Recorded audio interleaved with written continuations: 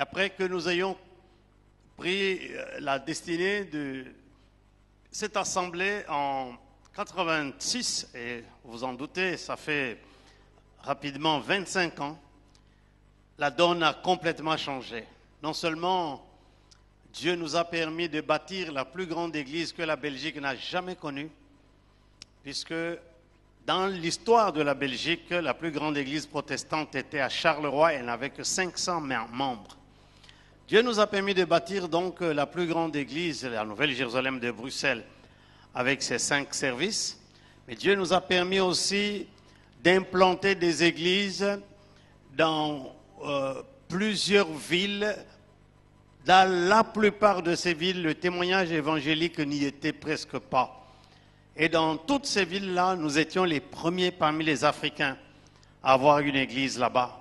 De sorte que maintenant, nous avons pratiquement rempli ce pays d'églises et nous sommes passés la plus grande dénomination dans le mouvement des protestants ici en Belgique.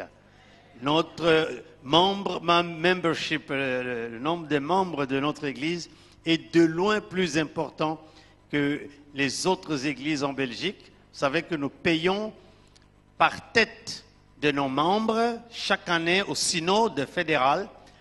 Quand nous payons, nous, la Nouvelle Jérusalem, 4 à 5 000 euros par an à cause de nos membres, l'église qui vient après nous, il paye 800 euros. C'est pour montrer qu'il n'y a pas de comparaison. Il y a aussi que Dieu nous a permis, n'est-ce pas, d'affecter certains autres pays, l'Allemagne, nous y avons implanté les églises, l'Angleterre, les États-Unis, la France et la Russie, et nous sommes maintenant en Afrique. Alors ces gens réalisent que nous avons, par la grâce de Dieu, accompli ce que, à notre connaissance, personne n'a accompli en Belgique, et c'est ça qui a valu que je puisse recevoir ce diplôme de docteur.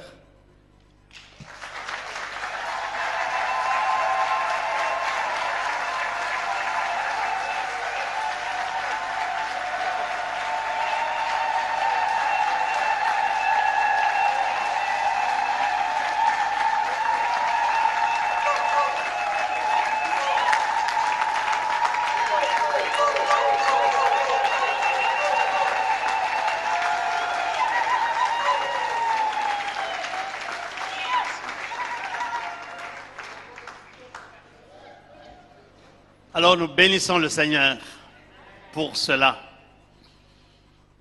Parce que Dieu, ce qu'il honore, ce n'est pas forcément un diplôme obtenu en mémorisant les versets, c'est le travail. Et nous bénissons Dieu. Alors, la Nouvelle Jérusalem d'Atlanta était présente et Dr. Karanja, qui est l'actuel président à Beulah Heights University, est une université qui a commencé en 1900, je crois, 8 ou 10. C'est une vieille université. Ils ont plusieurs facultés, dont 3 facultés qui délivrent le master. Et il y avait 200 lauréats, bachelor et master, et nous étions honorés, un pasteur américain, Paul Morton et moi-même, et ils m'ont informé que c'est la première fois qu'ils décernent un tel honneur à quelqu'un en dehors de l'Amérique. Donc Dieu voulait que nous soyons vraiment spéciaux. Merci Seigneur. Donc, Dieu a fait cela pour que le doctorat en théologie ne soit pas seulement pour certains, mais pour nous tous. Amen. Voilà.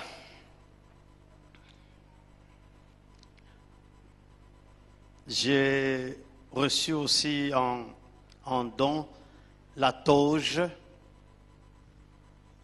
qu'ils m'ont donnée pour que je puisse la mettre à toute occasion académique où il y a des cérémonies qui nécessitent, n'est-ce pas, notre présentation à ce rang-là.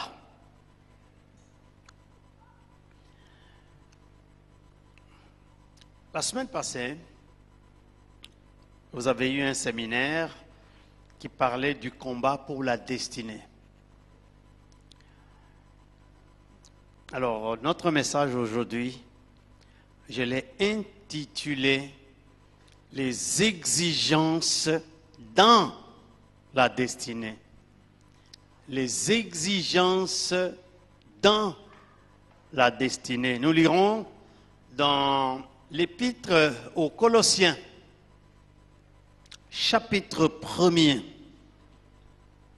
versets 24 à 29.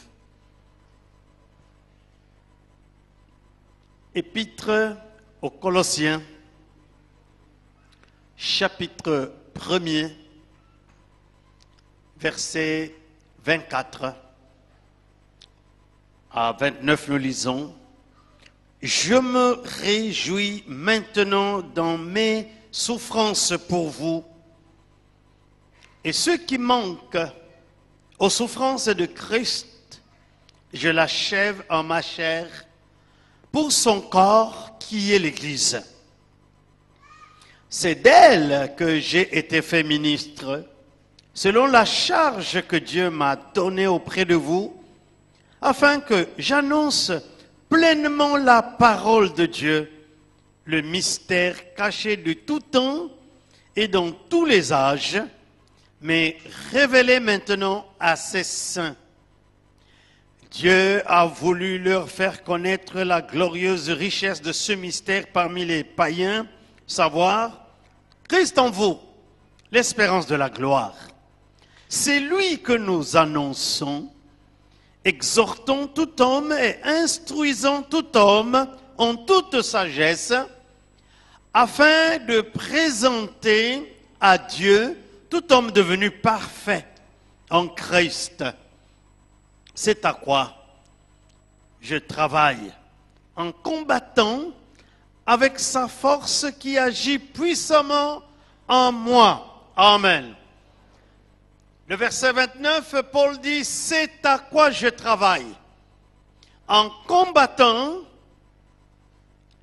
avec sa force qui agit puissamment en moi. En fait, la destinée,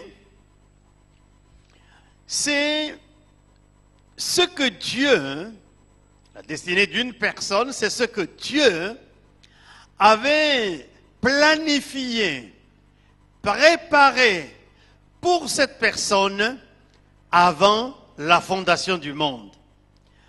Ce que nous sommes appelés à faire, c'est à découvrir chacun de nous notre destinée et d'entrer dans cette destinée. Le roi David, au psaume 139, verset 24, il dit « Sonde-moi, ô Dieu, et connais mon cœur, éprouve-moi et connais mes pensées. Regarde si je suis sur une mauvaise voie, et conduis-moi dans la voie de l'éternité. » Pour dire que la destinée nous met dans ce que Dieu avait placé pour nous de toute éternité, et cette destinée nous conduira bien entendu dans l'éternité future. Et le roi David dit à Dieu, sonde-moi et regarde, si je ne suis pas dans ma destinée, alors enlève-moi dans ce que je suis et place-moi dans ma destinée. L'apôtre Paul, dans ce verset que nous avons lu, il explique comment il a découvert sa destinée. Quelle était sa destinée? Sa destinée, c'était pour l'Église, le corps de Christ. Nous dit le verset 24. Au verset 25, il dit, c'est d'elle, c'est-à-dire de l'Église, que j'ai été fait ministre, selon la charge que Dieu m'a donnée auprès de vous. Donc, il réalise que sa vie ne se passe pas pour lui, mais c'est une vie dans sa destinée orientée pour le corps de Christ et pour l'Église. C'est-à-dire que Paul n'est pas là pour vivre sa vie comme bon lui semble, mais il est là pour l'Église. Comment Dieu lui a-t-il donné sa charge? Alors au verset 25 là, il dit afin que j'annonce pleinement la parole de Dieu. Si Dieu l'a appelé, c'est pour annoncer non seulement la parole de Dieu, mais pleinement. Et vous allez voir que c'est dans l'annonce de la plénitude de la parole qu'il s'attire des problèmes. Quelle parole? La parole de Dieu qui contient des mystères cachés de tout temps et dans tous les âges. Mais mystère qui a été révélé aux saints. Il dit au verset 27, Dieu a voulu leur faire connaître la glorieuse richesse de ce mystère parmi les païens. Et le mystère, c'est que Christ en vous, c'est l'espérance de la gloire. Alors, le hic de cette destinée de Paul, c'est que la révélation de ce mystère ne sera pas pour lui parmi les Juifs, mais parmi les païens. Or, nous savons que pour les Juifs, le monde était un monde totalement binaire, c'est-à-dire avec deux composantes. D'une part, les Juifs, peuple de Dieu, peuple pur, qui a droit aux promesses de Dieu, qui a droit à la protection de Dieu et au secours de Dieu. Et de l'autre côté, les païens, les impurs, rejetés loin de Dieu, qui n'ont aucun droit parmi le peuple de Dieu. Et cette chose a été ainsi jusqu'à ce que Paul reçoive cette charge pour dire, bien-aimés, le passé est passé, Dieu commence un nouveau cycle. Dans ce nouveau cycle, les Juifs ont les mêmes avantages que les païens qui acceptent Jésus-Christ. Les païens qui acceptent Jésus-Christ ont les mêmes droits devant Dieu que les Juifs. Les païens qui acceptent Jésus-Christ ont les mêmes promesses que les Juifs. Les païens qui acceptent Jésus-Christ sont eux aussi fils d'Abraham par la foi. Alors cela a provoqué une tollée parmi les Juifs. C'est pour cette raison au verset 24, il parle de la souffrance qu'il endure. Il s'agit de quelle souffrance? Eh bien, il s'agit de la souffrance que lui provoquent les Juifs à cause de la puissance de cette parole qu'il est appelé à enseigner aux païens, pour que les païens ne puissent pas croire qu'ils sont des condamnés par Dieu, des rejetés par Dieu. Non, que les païens ont aussi une espérance devant Dieu. Alors cela lui a provoqué beaucoup de souffrance. Je vous explique d'abord rapidement. Il dit, je me réjouis maintenant, verset 24, dans mes souffrances pour vous. Pour vous, c'est-à-dire les païens. Et ce qui manque à la souffrance de Christ, je l'achève en ma chair. Un lecteur non avisé va traiter Paul de quelqu'un qui n'est pas correct. Parce qu'il se dit, Jésus a souffert une fois pour toutes. Quelle est cette souffrance qui a manqué à la souffrance de Jésus? Mais j'aimerais, mesdames, messieurs, vous informer que le Seigneur Jésus n'a vécu que 3 ans de ministère. Le Seigneur Jésus a été battu une fois avant sa mort. Le Seigneur Jésus a été crucifié une fois.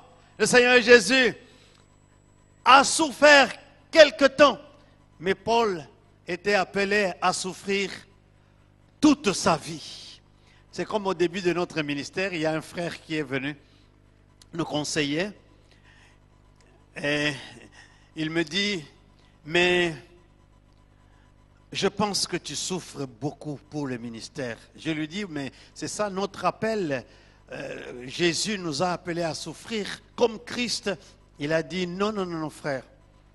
Jésus n'a travaillé que 3 ans.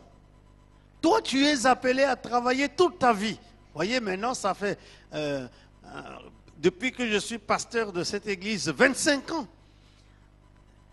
Le temps de ma souffrance est plus long que ce que Jésus a souffert.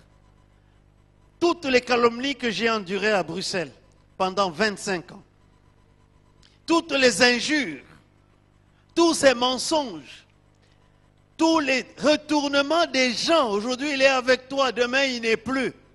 Ce n'est pas, Jésus a été trahi par une seule personne, Judas. Mais combien de gens trahissent leur pasteur le long de la vie? Voyons un peu comment Paul décrit la liste de ses souffrances pour montrer que vraiment, il ajoute cela au corps. Dans 2 Corinthiens chapitre 11, il vous parle ici des exigences de la destinée. Dès que Paul est entré dans la destinée, il a réalisé que la consommation de la destinée ne peut pas se faire sans souffrance, sans, oui, persécution, sans, oui, des choses difficiles. Et là, nous avons besoin de tenir bon. 2 Corinthiens 11, verset 22. Vous êtes là? Nous lisons. Sont-ils hébreux? Sont-ils hébreux là? Ce sont les concurrents de Paul. Parce que quand il a commencé à prêcher, les gens se sont dit, mais qu'est-ce qu'il croit? Nous sommes des prédicateurs. Et il y avait des gens qui passaient là où il prêchait pour semer le sable, pour jeter le sable et détruire tout son enseignement. Alors là, il est en train de se défendre pour dire, ces gens-là, qui sont-ils? Est-ce qu'ils ont quelque chose de plus que moi? Pourquoi est-ce qu'ils ont le droit de détruire mon travail? Regardez, verset 22. Sont-ils hébreux?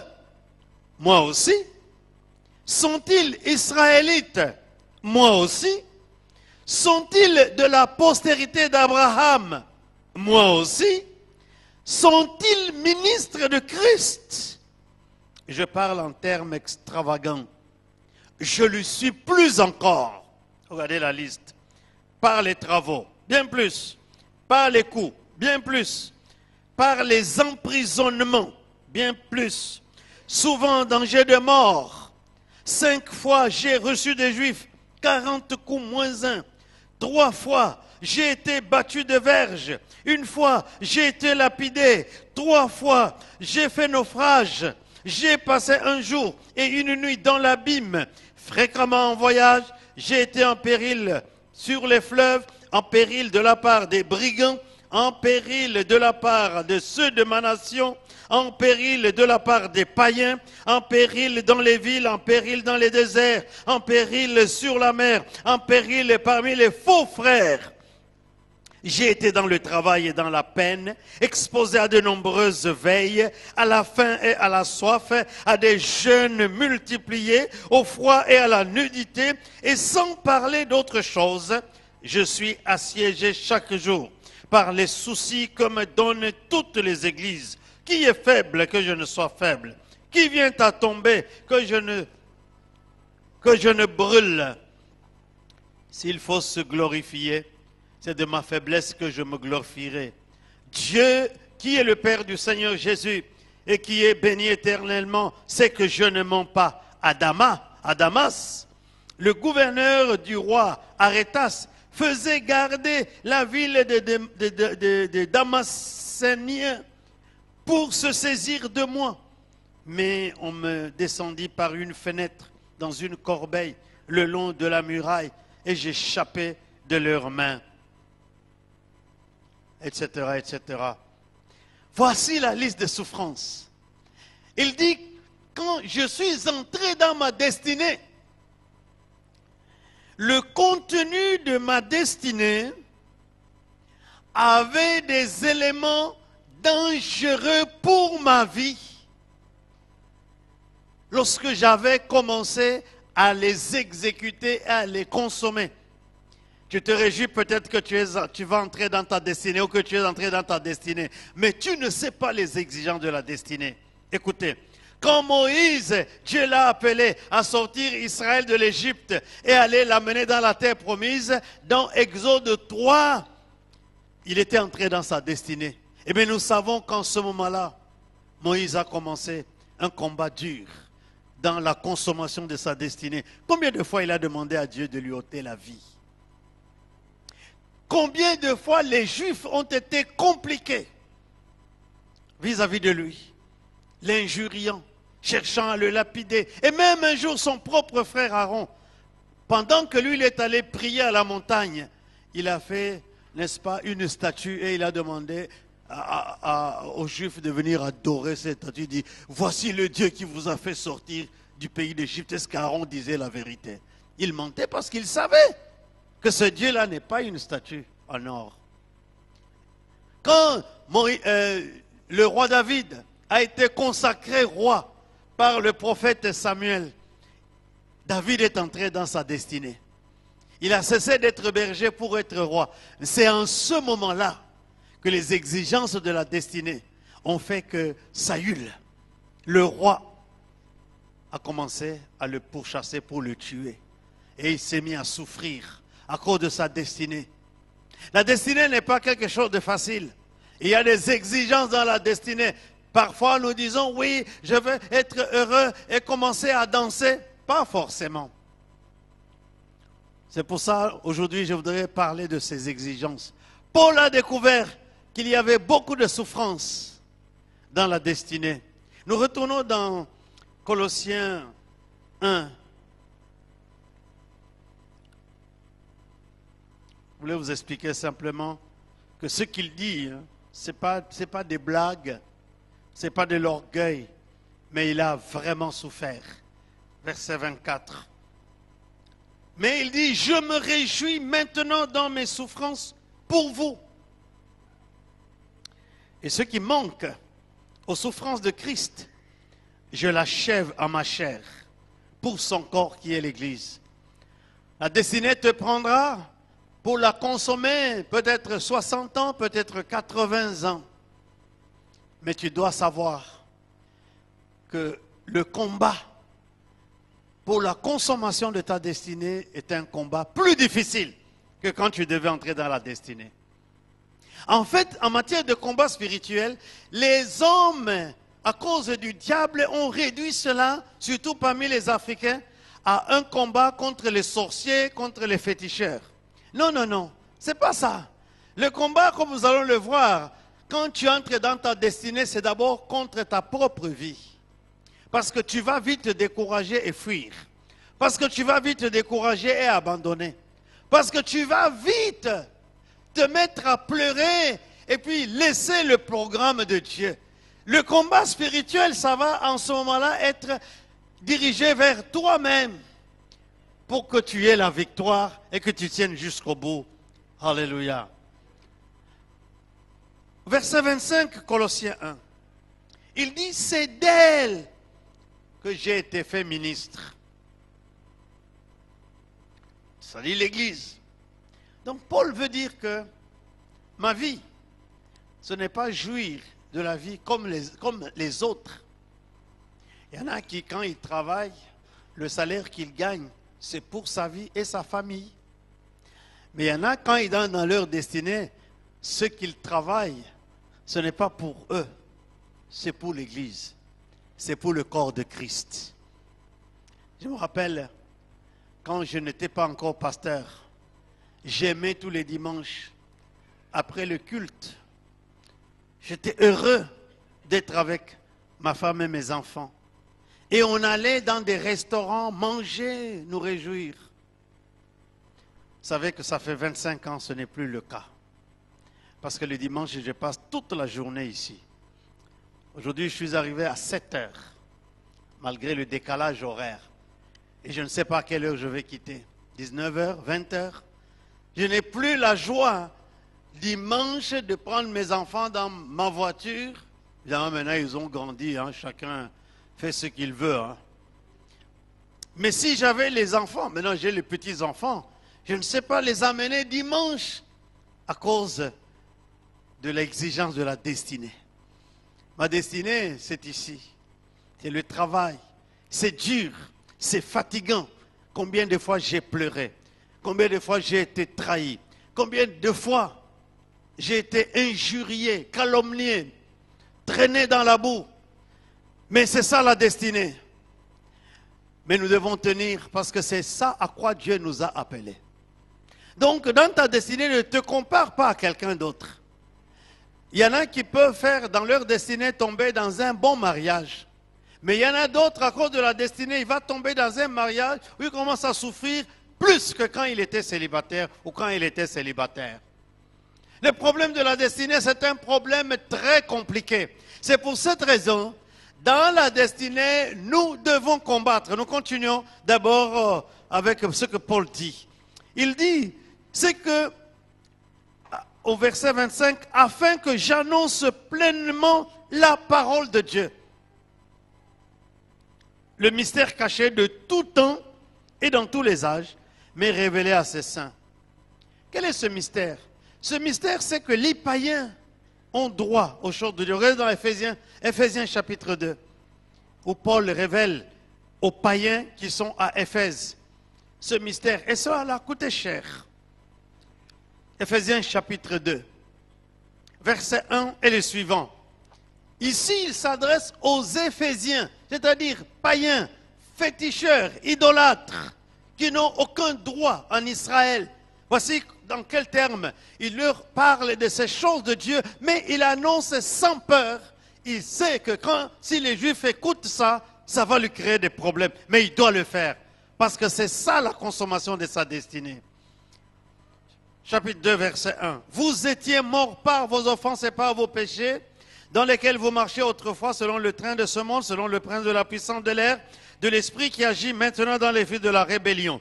Nous tous aussi, nous étions de leur nombre, et nous vivions autrefois selon les convoitises de notre chair, accomplissant les volontés de la chair et de nos pensées, et nous étions par nature des enfants de colère comme les autres. Verset 4, ça, il parle aux païens. Mais Dieu qui est riche en miséricorde, à cause du grand amour dont il nous a aimés, nous qui étions morts par nos offenses, nous a rendus vivants avec Christ. C'est par grâce que vous êtes sauvés.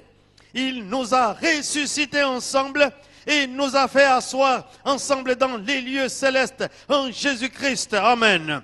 Paul est en train de dire de grandes choses aux païens.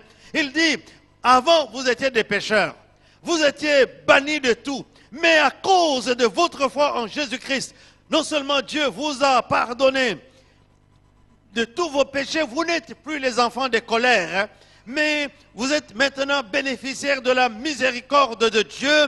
Dieu vous avait fait grâce de toutes vos offenses et il vous a ressuscité ensemble avec Christ. Il vous a sauvés et vous êtes maintenant assis ensemble dans les lieux célestes avec Christ. Dites cela parmi les Juifs, tu vas t'attirer les bombes. Parce que les Juifs n'acceptaient pas que les autres soient sauvés. Que les païens qui étaient des féticheurs, les païens qui ont dansé devant les fétiches, les païens qui ont porté des amulettes, qui ont fait des sacrifices, parfois humains. Aujourd'hui, il dit, non, vous êtes ressuscités. Quand vous faisiez ces choses-là, vous étiez morts. Maintenant, vous êtes ressuscités en Christ et votre place n'est plus en enfer, mais dans les lieux célestes en Christ, à la droite de Dieu. Vous savez, quand les gens disent, oh, il faut qu'on vous délivre, c'est du n'importe quoi. Parce que nous ne voyons pas Paul en train de tenir des séances de délivrance pour les Éphésiens, pour les Colossiens qui étaient des grands féticheurs comme eux. Mais le fait que ces gens ont accepté Jésus-Christ, Paul a la joie de leur annoncer que vous êtes sauvés, vous êtes délivrés, vous êtes passés de la mort à la vie, vous êtes passés de la puissance de Satan à Dieu. Vous êtes maintenant assis dans les lieux célestes avec Christ, même si physiquement vous êtes sur la terre, mais spirituellement vous n'êtes plus liés aux fétiches, vous n'êtes plus liés à la sorcellerie et à toutes ces pratiques. Vous êtes maintenant dans les lieux célestes, assis avec Christ à la droite de Dieu. Regardez la suite. Verset 11. C'est pourquoi vous, autrefois, païens dans la chair, appelés incirconcis par ceux qu'on appelle les circoncis et qui le sont en la chair par la main de l'homme.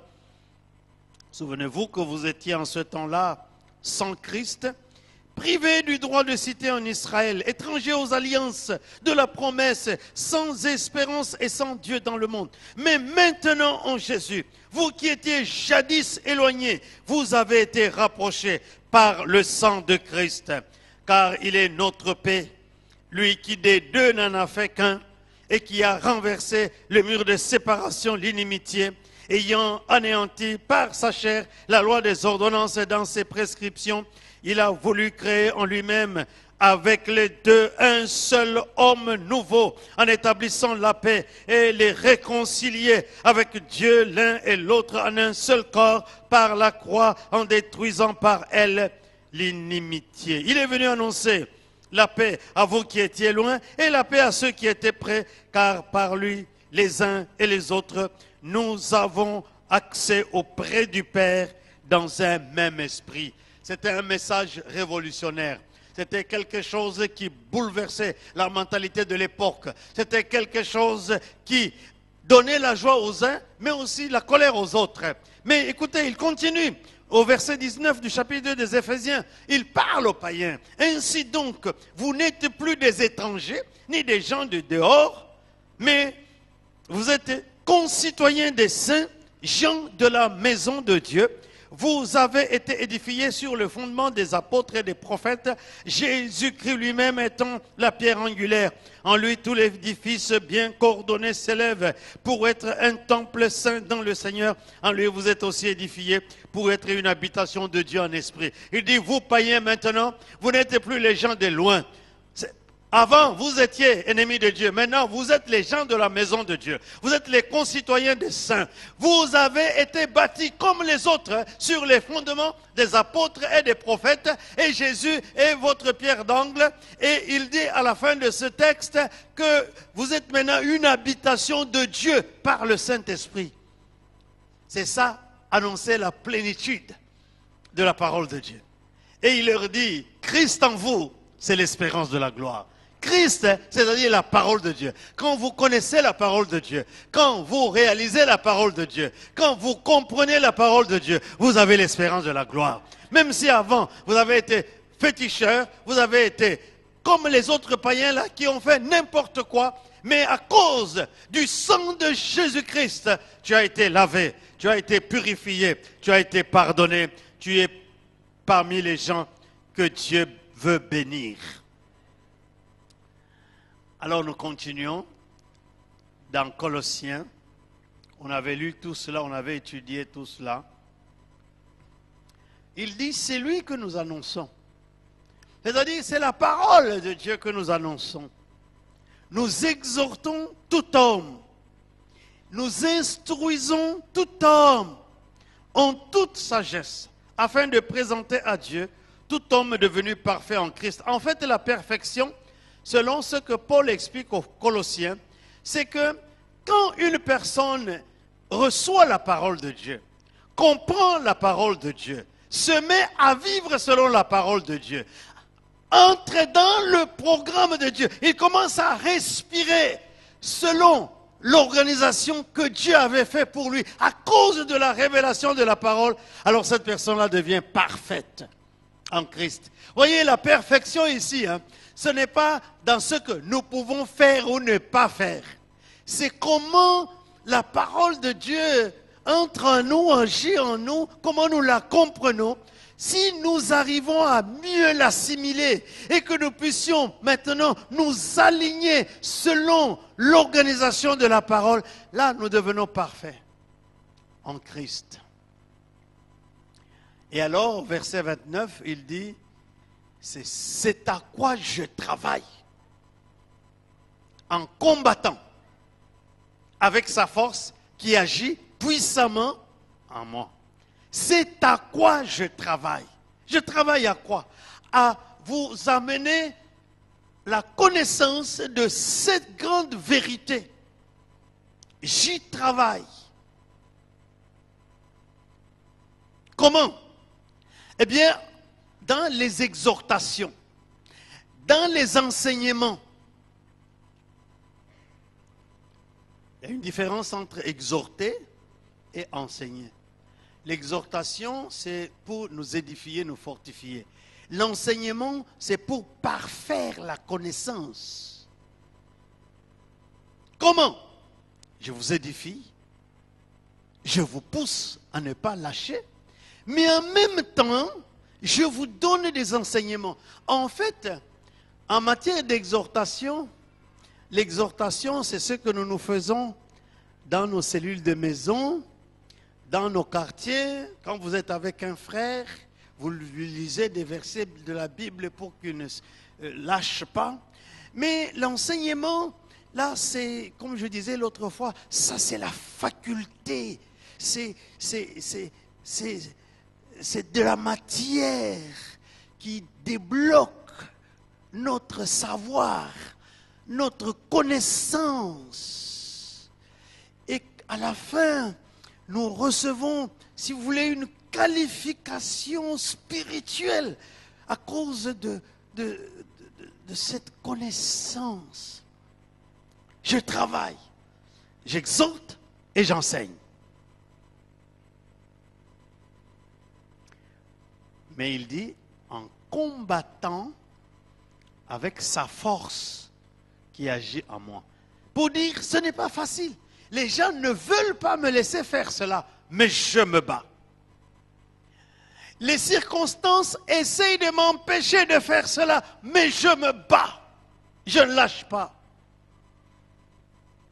Mais les mécontents essayent de m'arrêter dans ce que je dois faire, mais je ne me laisse pas arrêter. Je ne me laisse pas faire. Je me bats.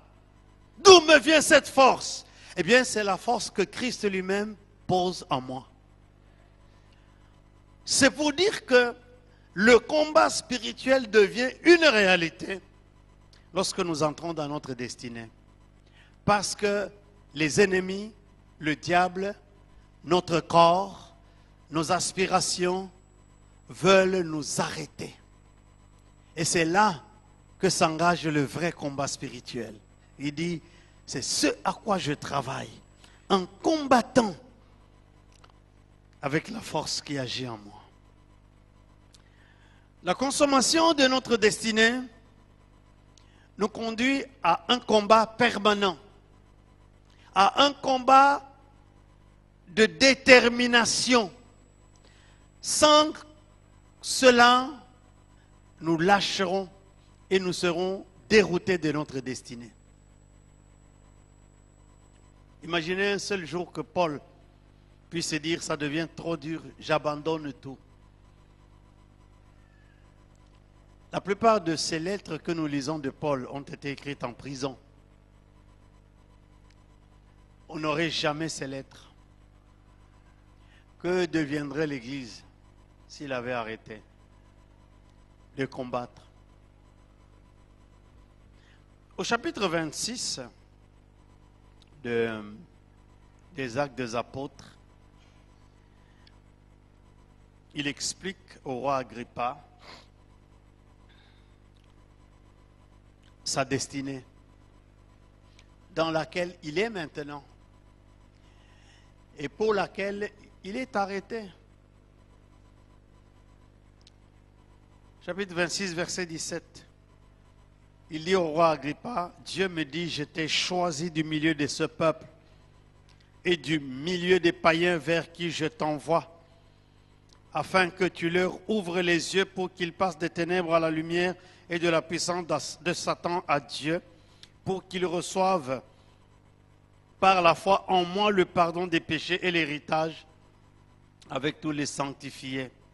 En conséquence, roi Agrippa, je n'ai point résisté à la vision céleste. Il dit que ma destinée, c'est pour que je parle, que j'enseigne la parole, mais pas pour enseigner en désordre, mais avec un programme. Première chose, pour que le peuple qui m'écoute ouvre leurs yeux. Parce que quand on n'a pas l'évangile, on est aveugle. Qu'ils passent de l'aveuglement spirituel à voir avec leurs yeux spirituels. Tu leur ouvres les yeux pour qu'ils passent des ténèbres à la lumière et qu'ils passent de la puissance de Satan à Dieu. Quand quelqu'un ne fait pas cette transition obligatoire, premièrement, d'avoir ses yeux ouverts pour passer des ténèbres à la lumière, pour dire maintenant je vois. Mais pourquoi nous avons des problèmes dans nos églises? C'est parce qu'il y a beaucoup de gens qui ne sont jamais passés des ténèbres à la lumière, ils sont toujours dans les ténèbres. Et ils acceptent n'importe quel aventurier qui vient leur donner des faux enseignements. Et puis d'autre part, qu'ils passent de la puissance de Satan à Dieu.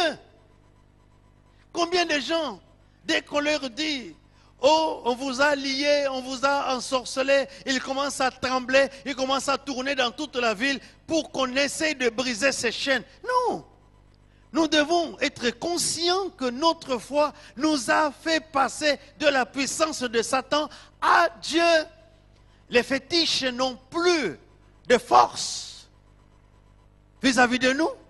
La sorcellerie ne peut rien contre ceux que Dieu a appelés et changés. C'est comme, n'est-ce pas, les paroles de Balaam. Quand il parle à Balak dans Nombre 23, il dit Dieu n'est pas un homme pour mentir, ni un fils de l'homme pour se repentir. Ce qu'il a dit ne le réalisera-t-il pas? Il dit l'enchantement ne peut rien contre Israël. La divination ne peut rien contre le peuple de Dieu. Dieu les a sortis de l'Égypte. Ils sont comme un lion.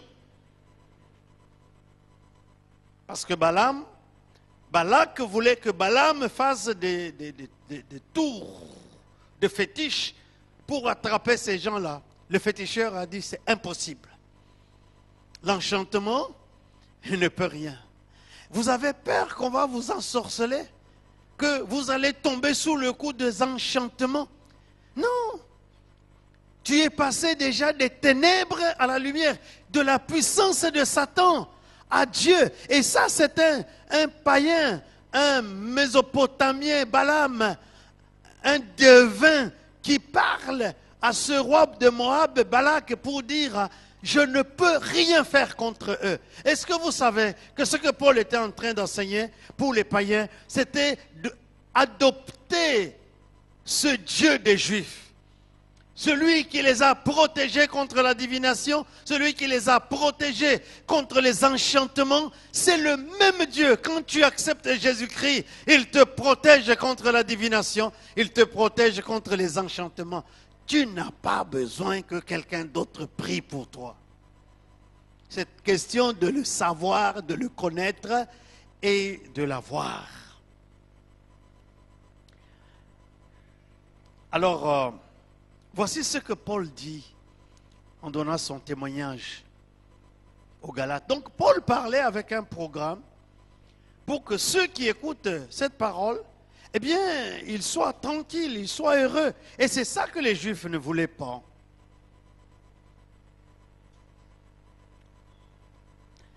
Galates chapitre 1,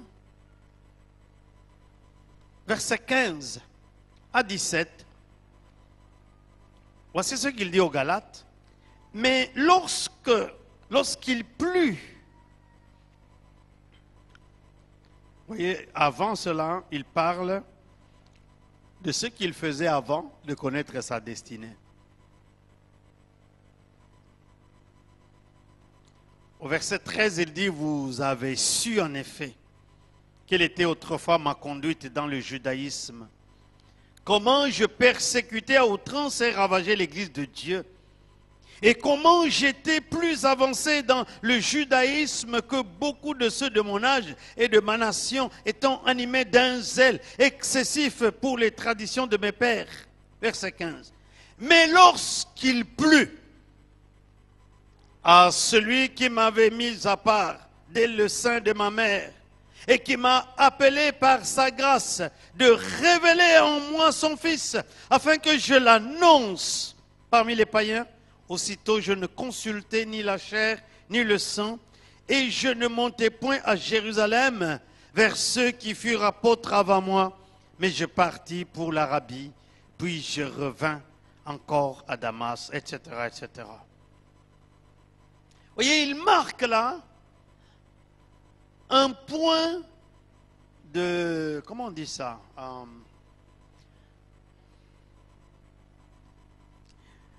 Un point de changement. Avant, il faisait des choses, il pensait qu'il était dans sa destinée, que c'était un devoir, parce qu'il était judaïsant. Mais il est arrivé à un niveau où il a connu un point anguleux, où tout change. Il dit, quand cela a plu à Dieu de me révéler ma destinée, pour que je commence à annoncer la parole aux païens. Il dit, celui qui m'avait mis à part dès le sein de ma mère et qui m'a appelé par sa grâce. Donc Paul veut dire que ce qu'il était en train de faire, c'est pas un hasard. Il n'y a qu'actuellement, dans nos pays d'Afrique, où les gens se lèvent prédicateurs par hasard. Ils n'ont aucun programme de Dieu. Dieu ne leur a rien dit. Pour des raisons que nous ignorons, ils se lèvent, ils prennent la Bible et ils vont déranger les églises partout. Il dit que ce que je fais, j'ai découvert que Dieu m'avait mis à part dès le sein de ma mère. Il fallait simplement qu'il me révèle ce pourquoi je suis venu au monde. Alors j'ai découvert ma destinée. Je suis entré dans ma destinée. Il dit, je ne consultais ni la chair ni le sang et je ne montais pas à Jérusalem. Il explique comment il avait un engagement clair, parfait. Malgré que cette histoire-là lui a attiré beaucoup de problèmes. Regardez dans les Actes chapitre 20. Actes des Apôtres chapitre 20. Pendant un des voyages missionnaires, il devait passer par Éphèse, là où il avait déjà travaillé et implanté une église. Alors, il arrive à Milet, au verset 17, Paul envoya chercher à Éphèse les anciens de l'église. Alors, au verset 22, voici ce qu'il dit aux anciens de l'église d'Éphèse, acte 20, 22. Et maintenant, voici, lié par l'Esprit, je vais à Jérusalem, ne sachant pas ce qui m'y arrivera. Seulement de ville en ville, l'Esprit Saint m'avertit que des liens et des tribulations m'attendent. Mais je ne fais pour moi-même aucun cas de ma vie, comme si elle m'était précieuse, pourvu que j'accomplisse ma course avec joie et le ministère que j'ai reçu du Seigneur Jésus, d'annoncer la bonne nouvelle de la grâce de Dieu. Donc Paul, il dit, l'Esprit me pousse à aller à Jérusalem, mais quand même m'avertit que des liens m'attendent. Mais comme j'ai décidé d'entrer dans ma destinée de manière définitive, je ne fais pour ma vie aucun cas. C'est-à-dire, si cela arrive parce que je dois accomplir ma destinée, autant le faire. Avant, oui, je faisais par moi-même. Je calculais tout. Ma vie était précieuse. Mais quand je suis entré dans la destinée, non. Maintenant, ce qui est important, c'est pourvu que j'accomplisse ma course avec joie. Que j'accomplisse le ministère que j'ai reçu du Seigneur Jésus. C'est-à-dire d'annoncer la bonne nouvelle. Alors, au chapitre 21, quand il arrive à Jérusalem,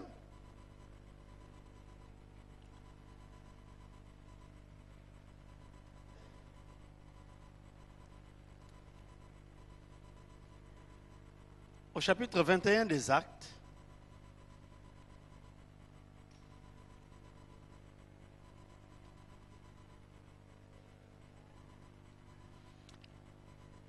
verset 27, à la fin de 7 jours, les Juifs d'Asie, ayant vu Paul dans le temple, soulevèrent toute la foule et mirent la main sur lui en criant: Hommes Israélites, au secours! Voici l'homme qui prêche partout et à tout le monde contre le peuple, contre la loi et contre ce lieu. Il a même introduit des Grecs dans le temple et profané ce lieu saint. Car ils avaient vu auparavant Trophime d'Éphèse avec lui dans la ville, et ils croyaient que Paul l'avait fait entrer dans le temple. Toute la ville fut en émoi, et le peuple accourut de toutes parts. Ils se saisirent de Paul et le traînèrent hors du temple, dont les portes furent aussitôt fermées. Comme ils cherchaient à le tuer, le bruit vint aux tribuns de la cohorte que tout Jérusalem était dans la confusion. À l'instant, il prit des soldats et des centeniers et courut à eux. Voyant le tribun, les soldats, ils cessèrent de frapper Paul. Alors le tribun s'approcha, se saisit de lui, et il le fit lier de 2 chaînes, puis il demanda qui il était et ce qu'il avait fait. Mais dans la foule, les uns criaient d'une manière, les autres d'une autre, ne pouvant donc rien apprendre de certains à cause du tumulte. Il ordonna de le mener dans la forteresse. Lorsque Paul fut sur les degrés, il dut être porté par les soldats à cause de la violence de la foule, car la multitude du peuple suivait en criant « Fais-le mourir !» Au moment d'être introduit dans la forteresse, Paul dit au tribun « M'est-il permis de te dire quelque chose ?» Le tribun répondit « Tu sais le grec ?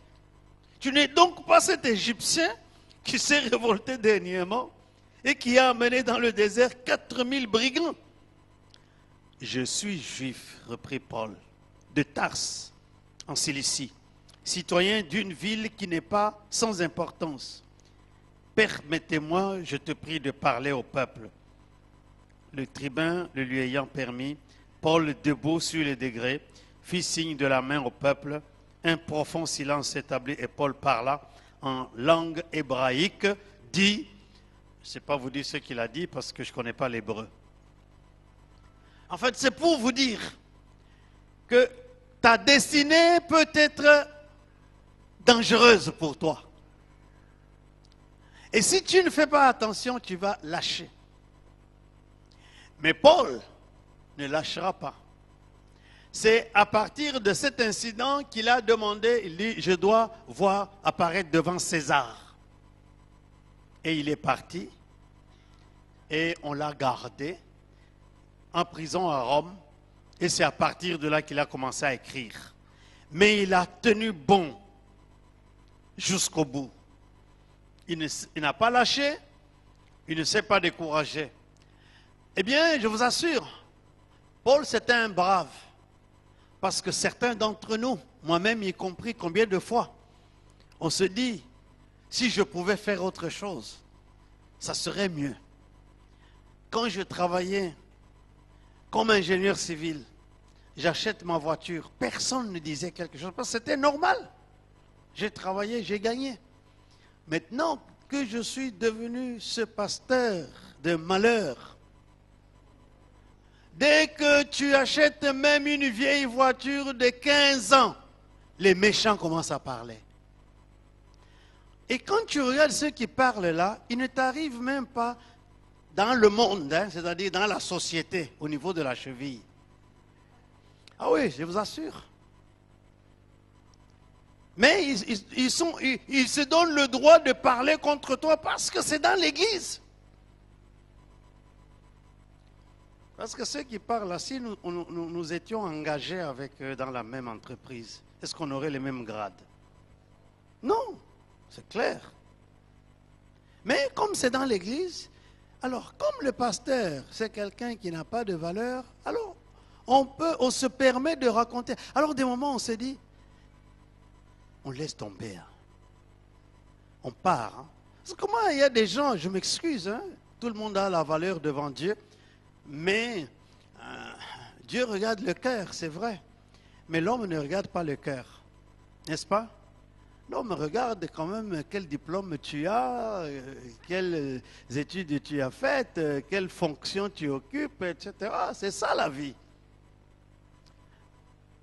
Mais que quelqu'un se lève, commence à te piétiner par terre parce que tu es pasteur, dis donc. Ça ne va pas ça. Alors nous sommes parfois tentés de dire on laisse tout tomber. Et on part. Mais ce n'est pas ce que Paul a dit. Ce que je vous enseigne, ça m'enseigne moi-même aussi. On doit tenir jusqu'au bout dans notre destinée. Même devant les persécutions, même devant les injures, même devant les calomnies, même devant les sabotages, même devant les trahisons. Voici ce qu'il dit finalement à Timothée, au chapitre 2 Timothée 4. Et cela doit être notre prière à tous. 2 Timothée 4, 7, Paul dit, j'ai combattu le bon combat. J'ai achevé la course, j'ai gardé la foi. Désormais, la couronne de justice m'est réservée. Le Seigneur, le juste juge, me la donnera dans ce jour-là. Et non seulement à moi, mais encore à tous ceux qui auront aimé son avènement. Son avènement. Ce combat dont il cite ici, c'est quand? Avant la destinée? Non, c'est quand il était dans la destinée. Il dit, j'ai combattu le bon combat, j'ai achevé la course. Qu'est-ce que tu diras avant ta mort? Quelle épitaphe on écrira sur ta tombe? Il a laissé des choses non achevées. Il dit, dans tout ça, j'ai gardé la foi. Où est ta foi? Vous savez que les combats dans la destinée ont aussi un deuxième but, c'est de détruire notre foi. À un moment donné, on ne croit plus à rien. Nous qui étions des hommes de prière, qui faisions des proclamations de ce que Dieu va faire, à un moment donné, la foi part. On ne proclame plus rien.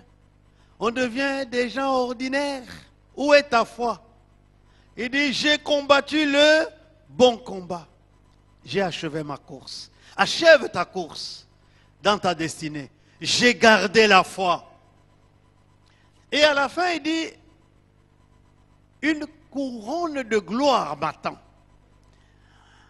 Je pensais beaucoup dernièrement à la couronne de gloire. Seigneur, après avoir travaillé pour toi pendant plus de 40 ans maintenant, j'ai commencé jeune. Puis ce jour-là, je n'ai pas de couronne. Alors ça a servi à quoi? Vous savez, on ne travaille pas seulement parce qu'on doit manger. On travaille parce qu'un jour, hein, notre vie ici va se terminer. Et le Seigneur viendra pour donner des couronnes de gloire à ceux qui se sont maintenus dans leur destinée et qui ont combattu. Il dit non seulement à moi, mais à tous ceux-là qui ont fait comme moi. Ayons comme modèle Paul, en combattant, j'ai combattu le bon combat. Les gens voulaient qu'il arrête. Il a dit, jamais je n'arrêterai. Il est allé jusqu'au bout. Alors il fait des recommandations à Timothée, son fils. Dans 1 Timothée, chapitre 6, verset 12. Il dit à Timothée, dans le même sens, combat le bon combat de la foi. Saisis la vie éternelle à laquelle tu as été appelé, pour laquelle tu as fait une belle confession en présence d'un grand nombre de témoins. Voyez, le combat que Paul appelle Timothée à faire, ce n'est pas le combat pour entrer dans la destinée. Il était déjà dans la destinée. Paul l'avait nommé. Certains croient qu'il était le pasteur de l'église d'Éphèse. Mais il dit, c'est quand tu entreras dans la destinée, combat le bon combat de la foi. C'est-à-dire que rien ne vienne arracher ta foi. Nous vivons dans une société matérialiste où nous ne croyons vrai que ce que nous pouvons toucher et palper. Mais je dois te dire que la parole de Dieu est plus sûre dans ta vie que la chaise sur laquelle tu es assise là. Parce que cette chaise peut se casser. Nous devons garder la foi comme nous l'avions au début. Combat le bon combat de la foi. On peut détruire tout dans ta vie sauf ta foi. On peut casser tout dans ta vie sauf ta foi. Garde la foi. Le bon combat, c'est le combat de la foi. Pour dire la parole de Dieu déclare, j'y crois, je la saisis. Les promesses de Dieu sont vraies et certaines pour moi. Malgré ce que je vis, malgré ce que je traverse, elles vont s'accomplir. Vous savez que Jacob, il s'est battu, il a eu la promesse de Dieu, il est entré dans sa destinée. Mais c'est quand il était dans sa destinée, il est allé travailler chez Laban, que le vrai combat de la foi a commencé. Que Laban l'a détesté. Que ses beaux-frères l'ont haï. Et quand il a quitté pour rentrer, cette fois-là, son frère propre, Ésaü, est venu avec 400 hommes armés jusqu'aux dents pour le tuer. Le bon combat, c'est le combat quand tu es déjà dans la destinée où les gens vont essayer de t'arracher de ce que tu vas faire. J'aime Jacob parce qu'il a compris que s'il ne prie pas, au chapitre 29, quand il était à Péniel, il a décidé de prier, de passer toute la nuit seul dans la prière. Il a renvoyé femme et enfants, il a dit, précédez, je vais rester seul. Et pendant qu'il priait toute la nuit, un ange est venu combattre contre lui. Après, Jacob lui a dit, je ne te laisse pas partir. Tu dois me bénir. Parce que si tu ne me bénis pas, je vais périr. Mon frère arrive. Qu'est-ce que tu vas dire? Ça, c'est le combat de la foi. Le combat de la foi, c'est de chercher tout ce que Dieu a fait comme promesse dans ta vie.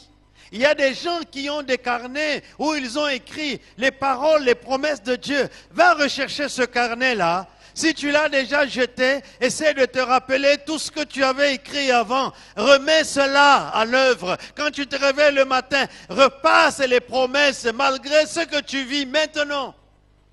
Il dit à Timothée, combat le bon combat de la foi. Il sait le lui dire parce que lui-même il est passé par là. Deuxième chose, saisis la vie éternelle. Vous savez, nous ne nous battons pas seulement pour les choses de la terre. Chez moi, à Lubumbashi, les gens se battent pour le foufou. Quand quelqu'un a eu le sac de farine de maïs là qu'on appelle kakonto, et qu'il a eu 1 kilo de viande, avant, à la Gécamine, le 15, on donnait le sac et les kilos de viande. Quand quelqu'un a ça, il est content. Alors les gens travaillent. Quand tu vois quelqu'un déterminé, c'est parce qu'il veut avoir le 15, le sac de kakonto et la viande. Et puis les bivunjambang, les biscuits là, dur. Frère, non, c'est pas ça. C'est pas ça. Nous pouvons ne pas recevoir ce qui est matériel, mais il y a la vie éternelle. Quand tu vas mourir, tu vas en enfer ou tu vas au ciel. Il dit, combat le bon combat de la foi, garde ta foi, mais saisis la vie éternelle. Saisis la vie éternelle. Quand je suis seul, vraiment seul, je dis à Dieu, pardon.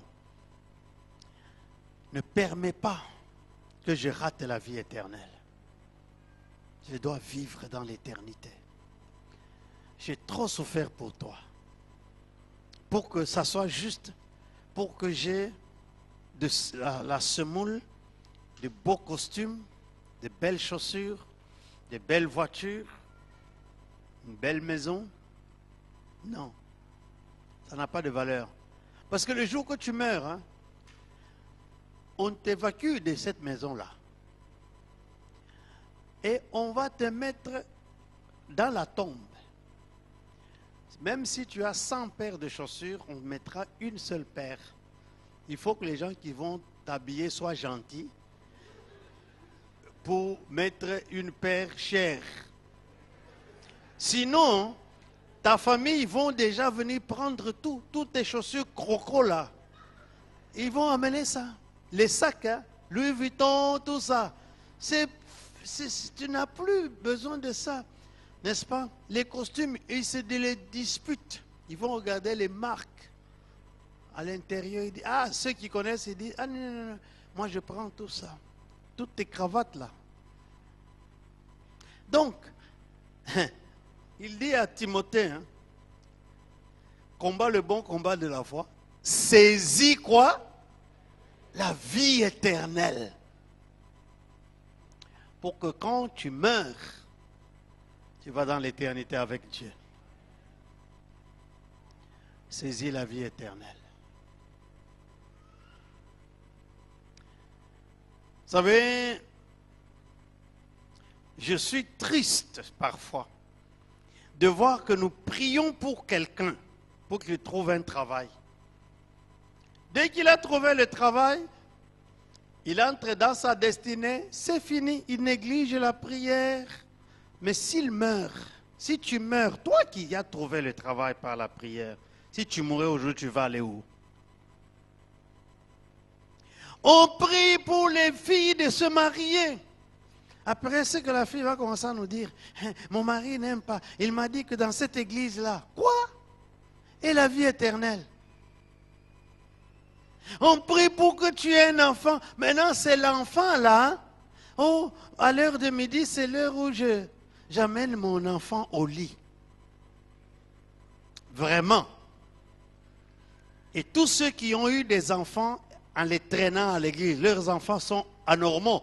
C'est seulement le tien là que tu attends. Tu ne viens plus à l'église parce que ton enfant doit manger à midi. Mais c'est un jour par semaine, un dimanche. Non, il doit manger à midi et puis je dois le mettre au lit. Je te dis que si tu meurs, you go to the hell. Tu iras en enfer.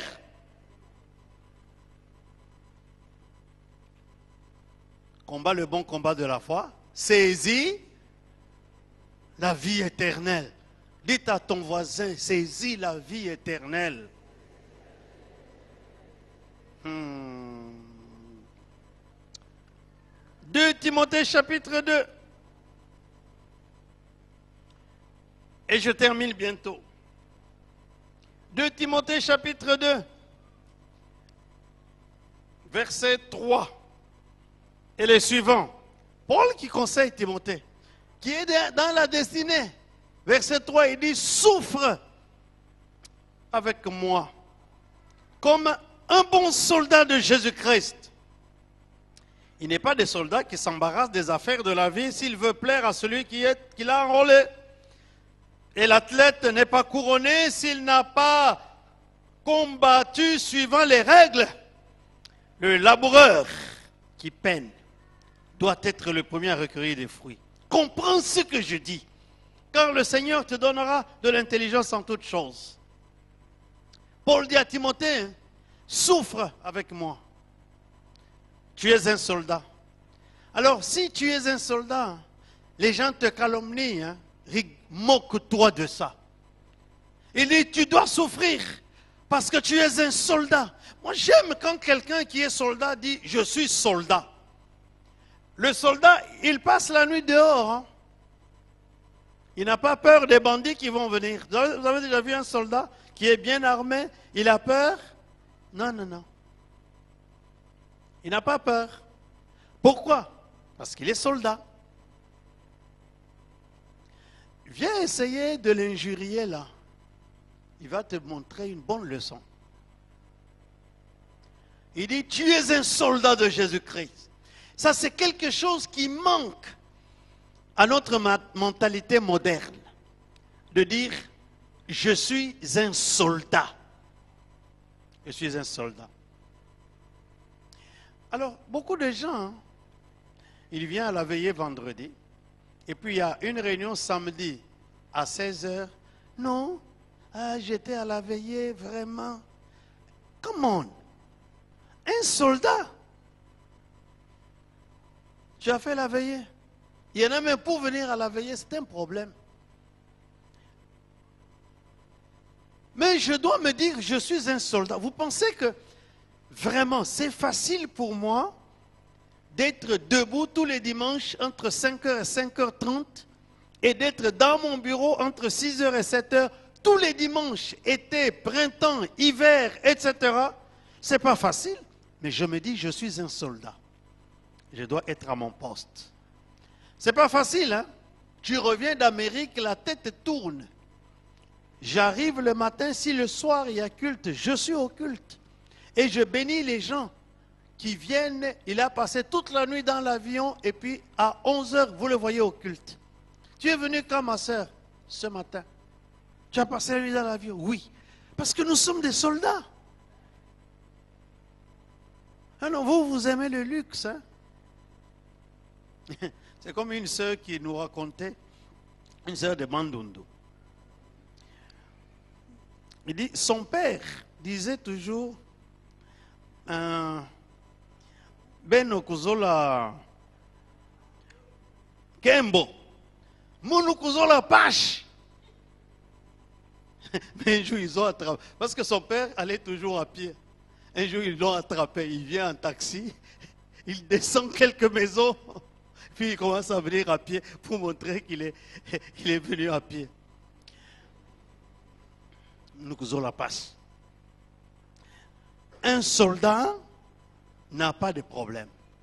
Il dit, souffre avec moi comme un soldat de Jésus-Christ. Dis à ton voisin, est-ce que tu comprends la notion d'être soldat? Choriste, vous aimez seulement? Je suis un pèlerin de la vie et vous dansez. Hein? Monsieur Benjamin, tu es un soldat. Tu es d'abord un soldat. Vous avez entendu l'équipe de louange? Quand on vous appelle à la veillée, venez. Même si vous êtes fatigué, comme on dit, je suis soldat. S'il faut dormir là dans l'église, je vais dormir, mais je vais y aller. Je suis un soldat. Il dit, il n'y a pas de soldat qui s'embarrasse des affaires de la vie s'il veut plaire à celui qui l'a enrôlé. Et dernier verset, il dit, souviens-toi de Jésus-Christ. Souviens-toi. Verset 8. Pourquoi? Parce que Jésus était Dieu. N'est-ce pas? Paul dit aux Philippiens 4, il dit, verset 5, ayez des sentiments qui étaient en Jésus-Christ, lequel existant sous forme de Dieu n'a pas regardé comme une proie arrachée d'être égal à Dieu. Mais il a pris la forme simple d'un serviteur, se rendant obéissant jusqu'à la mort, et jusqu'à la mort de la croix. C'est pourquoi Dieu l'a souverainement élevé et lui a donné un nom au-dessus de tout nom, afin qu'au nom de Jésus-Christ, tout genou fléchisse dans les cieux, sur la terre, sous la terre, et que toute langue confesse que Jésus-Christ est Seigneur. Il est venu dans le monde, il était Dieu. Mais vous savez, un Dieu est né dans une étable.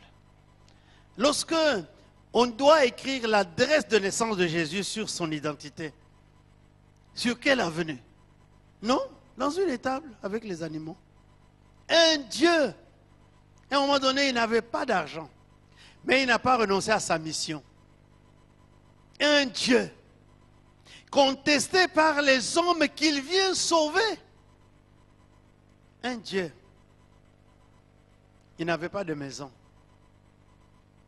Il dit à ses disciples, allez dans ce village-là, vous allez trouver un ânon attaché sur une corde sur laquelle personne n'est jamais monté. Dites au propriétaire, détachez-le. S'il vous demande le propriétaire, dites, le Seigneur en a besoin. Donc il n'avait même pas de quoi payer un ânon à lui. Il dit, Paul dit à Timothée, souviens-toi de Jésus-Christ.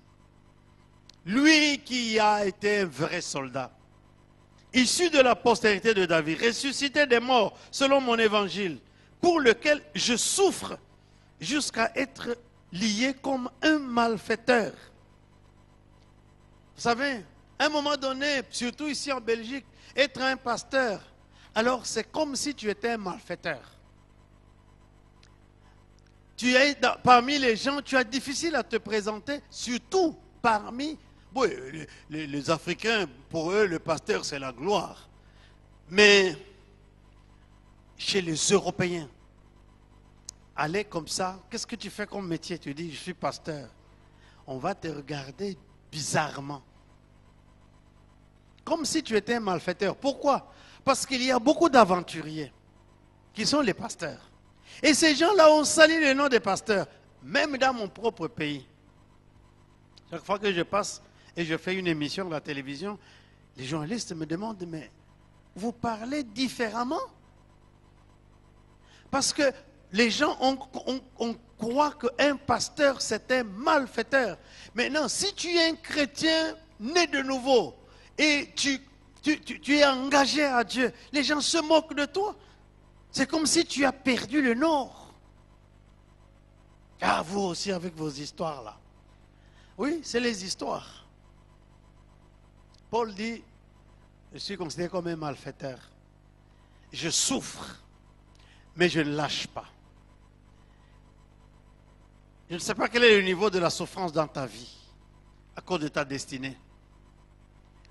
Je ne sais pas quel bonheur tu as dans ton mariage, à cause de ta destinée.